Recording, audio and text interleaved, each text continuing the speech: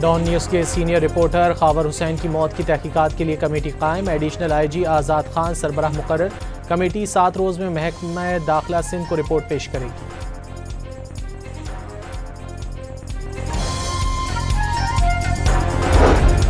पाक फ़ज़ाइया के हाथों भारत के गिरने वाले 6 तैयारों की वीडियोज़ मौजूद हैं। वज़ीर दाखिला मोहसिन नकवी का सेमिनार से खिताब। बताया, फील्ड मार्शल ने कहा, भारत मर्सिडीज़ और पाकिस्तान एक डंपर ट्रक है।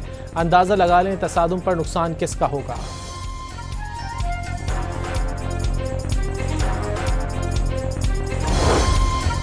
ओमान में इमदादी सरगर्मियों के दौरान तबाह होने वाले हेलीकॉप्टर का ब्लैक बॉक्स मिल गया। ब्लैक बॉक्स हादसे की जगह से 100 मीटर के फासले पर पड़ा था।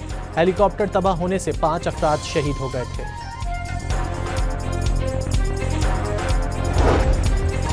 और खैबर पख्तूनख्वा में बारिशों, फ्लैश फ्लड्स और लैंडस्लाइडिंग से अमवात की तादाद 314 हो गई। सबसे ज़्यादा बुनेर में 209 अफराद जाँ बहक। वज़ीर आला खैबर पख्तूनख्वा का बुनेर में सैलाब से मुतासरा इलाकों का दौरा।